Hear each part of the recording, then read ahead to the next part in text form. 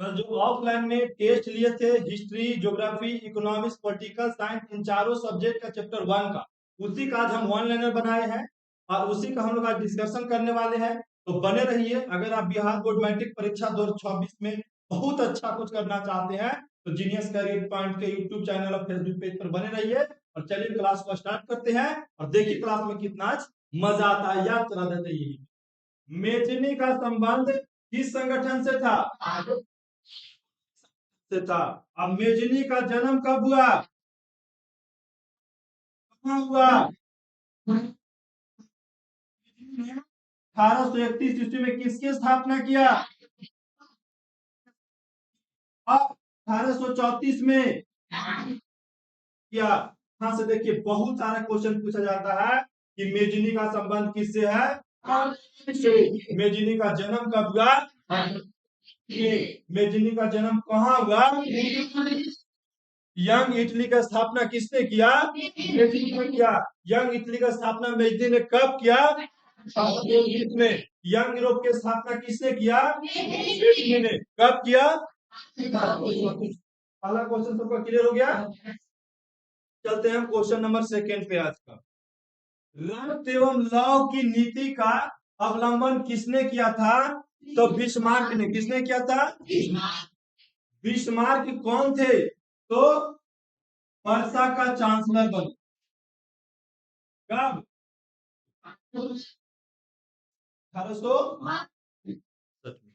1862 में पर्सा का चांसलर बना कौन? बिस्मार्क। कौन बना? लौह एवं रक्त नीति का संबंध किससे है? बिस्मार्क से। तो क्वेश्चन नंबर 2, रक्त एवं लौह की नीति का अवलंबन किसने किया था? बिस्मार्क ने। यहां से क्वेश्चन ऐसे भी रहता है कि रक्त एवं लौह की नीति का संबंध किससे है? बिस्मार्क जो था 1862 में पर्सा का क्या बना? चांसलर बिस्मार्क कब बना? आगे है कि वीना कांग्रेस की स्थापना कब हुआ था? कब हुआ था? 1815 ईस्वी में। वीना कांग्रेस की स्थापना कब हुआ? 15 ईस्वी में। क्लियर है। चलते हैं हम नेक्स्ट सवाल पे। Question number 4। क्वेश्चन नंबर 4 क्या कह रहा है कि गैरीबाल्डी पेशे से क्या था? नाविक। गैरीबाल्डी पेशे से क्या था? नाविक था। काफी क्वेश्चन सीजिए बाबू, सभी क्वेश्चन को देखेंगे एग्जाम की दृष्टि से काफी इंपॉर्टेंट है। क्वेश्चन नंबर हम 5 की बात करेंगे। इटली का एकीकरण कब हुआ था? में। इटली का एकीकरण कब हुआ था? 1871 में हुआ था। नेपोलियन बोनापार्ट का जन्म कब हुआ था? 70 में। नेपोलियन बोनापार्ट का जन्म कब हुआ था? 1769 में। क्वेश्चन नंबर 7 क्या है? क्वेश्चन नंबर 7 कह रहा है कि सेडान का युद्ध किसके किसके बीच हुआ था?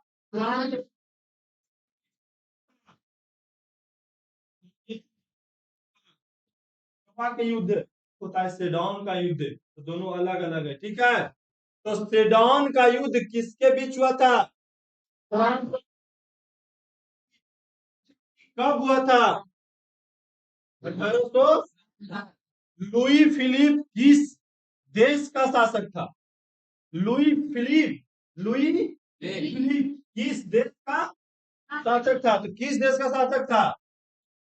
फ्रांस का। किस देश का? लुई फिलिप जो बाबू 1830 से लेकर के 1848 तक कहाँ का रहा? लुई फिलिप 1830 से लेकर के 1848 तक कहाँ का राजा रहा? फ्रांस का राजा रहा। बात करते हैं क्वेश्चन नंबर 9। सिकंदर कहाँ के निवासी था? सिकंदर कहाँ के निवासी था? यूनान के निवासी था। अब आया कि लुई 16वें को फांसी कब दी गई थी? लुई 16वें को फांसी 3 जनवरी 1700। लुई 16वें की फांसी कब दी गई थी? सत्रह को लुई फिलिप के क्या कर दिया गया, फांसी दे दिया गया था। अब हमारा हिस्ट्री का जो क्वेश्चन था 10 गो कल टेस्ट का वो पूर्ण रूप से समाप्त किए। अगर आप 10 क्वेश्चन को देखते हैं तो आपको 30 क्वेश्चन कंप्लीट होगा। कितना क्वेश्चन, 30 क्वेश्चन, ठीक है। और इसमें से आप फिक्स मान लीजिए कि आज के क्लास से अगर एग्जाम में पूछा जाएगा तो एवरेज 2-3 सवाल जरूर मिलेगा, ठीक है। तो क्वेश्चंस बहुत इंपॉर्टेंट है, वही क्वेश्चंस को लाते हैं यहाँ पे जो बहुत इंपॉर्टेंट। अब इकोनॉमिक्स का पहला चैप्टर अर्थव्यवस्था एवं इसके विकास का पहला आया कि योजना आयोग का गठन कब हुआ।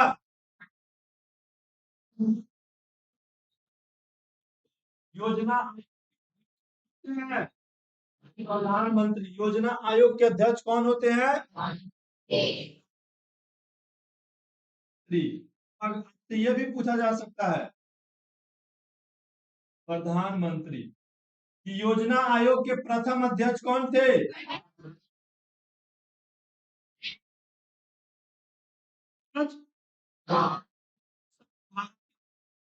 थे योजना आयोग के अध्यक्ष वही होता है जिस समय के जो प्रधानमंत्री हुआ करते हैं। योजना आयोग के भंग करके कौन सा आयोग बना,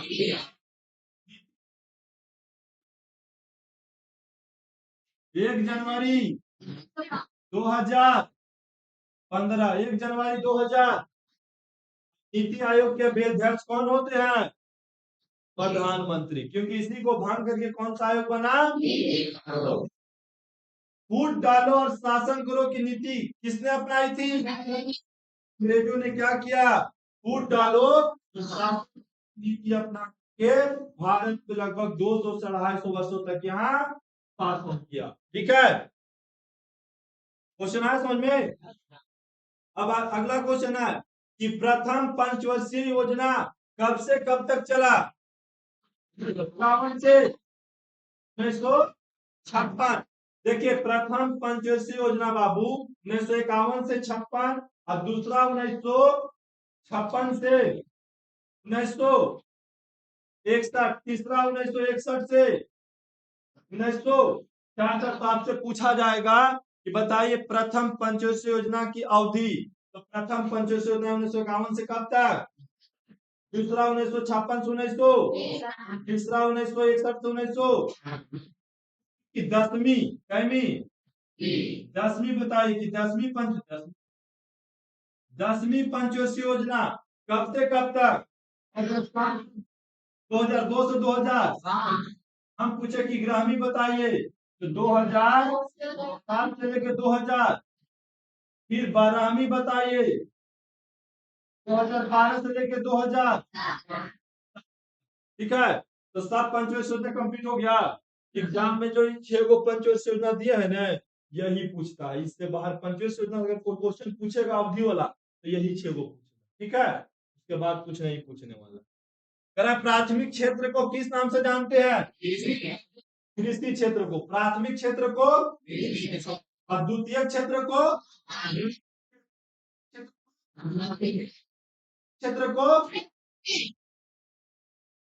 यहां से क्वेश्चन अगर कुछ पूछेगा तो यही पूछेगा। अगला क्वेश्चन देखिए, मानव विकास सूचकांक मतलब HDI में सर्वोच्च स्थान किस देश का है, नॉर्वे का। मतलब HDI रिपोर्ट देखा जाए मानव विकास सूचकांक के आधार पे सबसे ऊपर वाला श्रेणी में कौन देश है, HDI भारत में रहता तो कौन सा राज्य आएगा, सर्वोच्च स्थान में कौन सा राज्य, केरल आएगा, केरल। मानव विकास सूचकांक में सर्वोच्च स्थान में भारत के कौन सा राज्य आता है, केरल। लेकिन वही पूछा कि मानव विकास सूचकांक में सर्वोच्च स्थान किस देश का है, किस देश का है। चलते हैं 17 वाला, किसे पिछड़ा राज्य कहा जाता है, भारत में किस राज्य का प्रति व्यक्ति आय सबसे कम है, सबसे कम है। गरीबी कैंसर रोग की तरह होती, कथन किसका है कि गरीबी कैंसर रोग की तरह होती है। गरीबी कैंसर यह कथन किसका है? अर्थशास्त्री कुजनेट का। अब सम्यक विकास का प्रक्रिया किससे संबंधित है? सभी वर्ग, मतलब वर्ग होता है एक निम्न वर्ग, एक मध्यम वर्ग, एक उच्च वर्ग। जो जैसे होता है कैसे कि मिडिल फैमिली, मध्यम वर्ग को बोला जाता है, ठीक है। एक होता है सबसे गरीब, उसको बोलते हैं निम्न वर्ग, और जो अमीर होता है, पैसा वाला होता है, उसको बोलते हैं उच्च वर्ग। तो सम्यक विकास किस वर्ग से संबंधित है? सभी वर्ग। अगर सभी वर्ग का डेवलपमेंट हो रहा है, समझिए सम्यक विकास हो रहा है, चाहे निम्न वर्ग हो, मध्यम वर्ग हो, चाहे उच्च वर्ग। अब हम लोग पढ़ेंगे ज्योग्राफी, भारत के संसाधन। प्रथम पृथ्वी सम्मेलन कब हुआ था? 1992 में। यहाँ देखिए, प्रथम पृथ्वी सम्मेलन 1992 में कहाँ हुआ था? ब्राजील के रियो डी जनेरिया में। जनेवा होता है इसे रियो डी जनेरिया, ठीक है, जनेरियो में हुआ था। प्रथम पृथ्वी सम्मेलन कब हुआ था? तो कि कहाँ हुआ था? ब्राजील के रियो डी जनेरिया में, ब्राजील के रियो डी। अब प्रथम पृथ्वी सम्मेलन कब से कब हुआ था? 3 जून से, 3 जून से। अब द्वितीय पृथ्वी सम्मेलन कब हुआ? 1997 में। द्वितीय पृथ्वी सम्मेलन, तृतीय पृथ्वी सम्मेलन, प्रथम पृथ्वी सम्मेलन, तृतीय पृथ्वी सम्मेलन, सम्मेलन। चलते हम लोग क्वेश्चन नंबर 22 के ऊपर। कोयला किस प्रकार के संसाधन है? किसे कहते हैं? जो कभी न कभी समाप्त हो जाएगा, जो कभी न कभी क्या करेंगे? अनवीकरणीय। क्या पानी अनवीकरणीय है? नवीकरणीय है, ठीक है। हवा क्या है? सूर्य क्या है? सूरज की रोशनी क्या है? संसाधन होते नहीं बनते, बात किसने कहा? होते नहीं है, बनते हैं। चिपको आंदोलन के नेता कौन थे?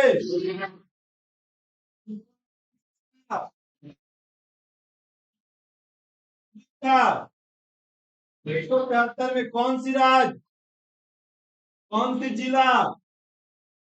चमोली जिला। कौन जिला? कौन सा गांव? रेनी गांव, रेनी गांव। आप समझिए कि चिपको आंदोलन एक पर्यावरण आंदोलन था, ठीक है। चिपको आंदोलन एक आंदोलन था। उत्तराखंड के चमोली जिला के रेनी गांव से शुरू हुआ था, और इसके नेता कौन थे?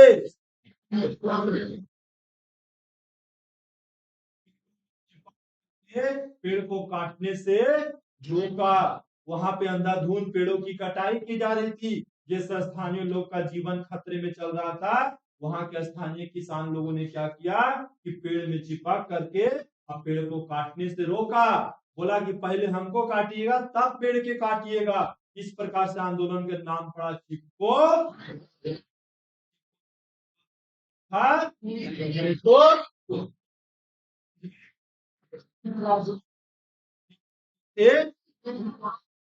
नर्मदा बचाओ आंदोलन किससे संबंधित है?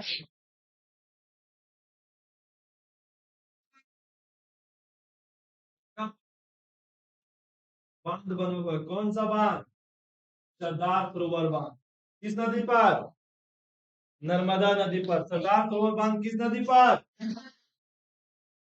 अब अगला है कराची क्वेटा सम्मेलन में कितने देशों ने भाग लिया था? 159 देश ने क्वेटा सम्मेलन में भाग लिया था। क्वेटा सम्मेलन क्या है बाबू? कहता है क्वेटा प्रोटोकॉल जलवायु परिवर्तन को धीमी करने के लिए बनाया गया था। क्वेटा प्रोटोकॉल क्या था? जलवायु परिवर्तन को धीमी करने के लिए बनाया गया था। यह एक प्रकार के अंतरराष्ट्रीय समझौता है। क्वेटा सम्मेलन क्या है? एक अंतर्राष्ट्रीय समझौता, सब देश मिल करके समझौता किए थे। किस मुद्दा पे?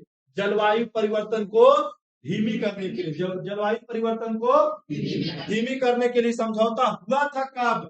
11 दिसंबर 11 के क्वेटा में, जापान के इसके बड़ा क्वेटा सम्मेलन। ठीक है, अब चलते हैं अगला क्वेश्चन, क्वेश्चन नंबर 27। देश के बांधों को किसने भारत के मंदिर कह दिया था?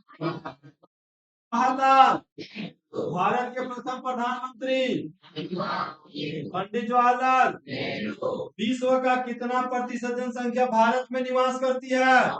17 पॉइंट। इसका 1% 18 भी कभी कभी कोई बुक दे देता है, कभी कभी 17 ही दे देगा, तो इसका एवरेज 245 पॉइंट आगे पीछे हो जाएगी। ठीक है, तो विश्व का कितना प्रतिशत जनसंख्या भारत में निवास करती है? 17%। काली मृदा का दूसरा नाम रेगूर। काली का दूसरा नाम रेगूर। सीमेंट उद्योग का सबसे प्रमुख कच्चा माल चूना पत्थर। देखो बाबू, बहुत सारे जो उद्योग होते हैं उनका कच्चा माल अलग अलग होता है।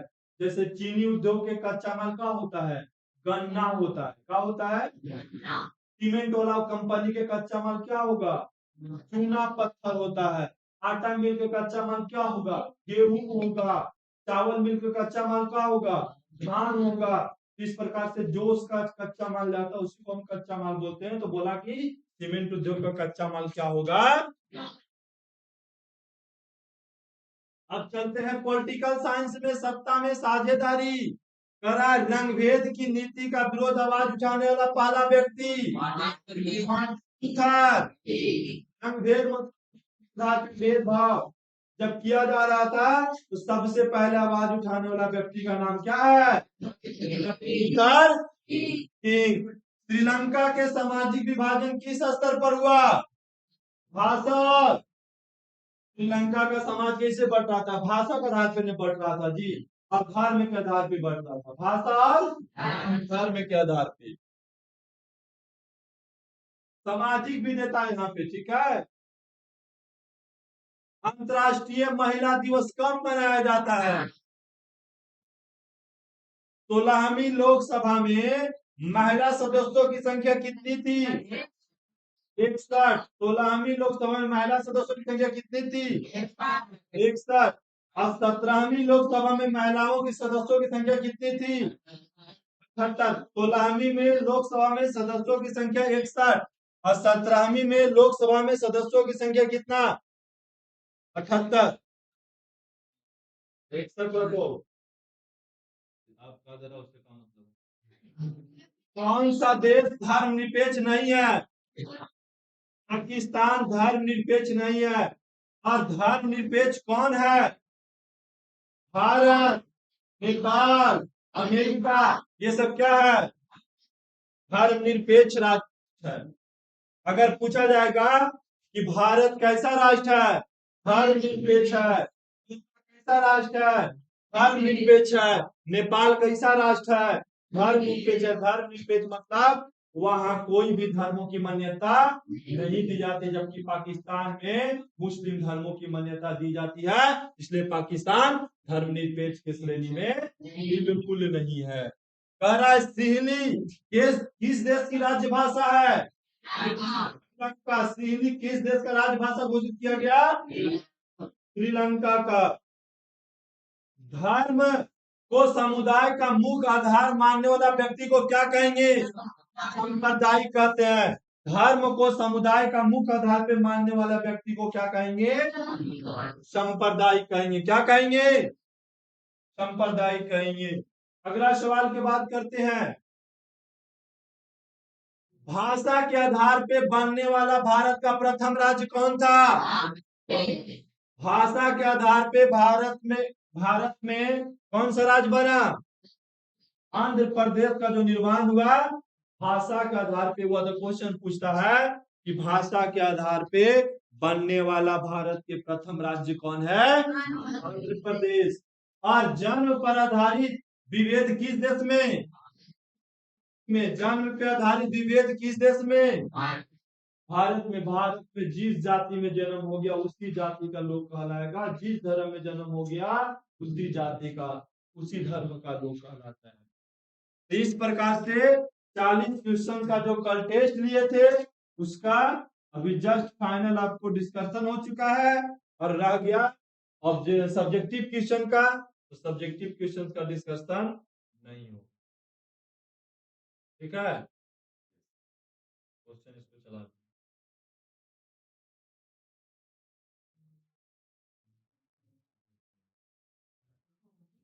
समझ गए? सब क्वेश्चन समझ में आया? याद हो सब क्वेश्चन? इसमें दिक्कत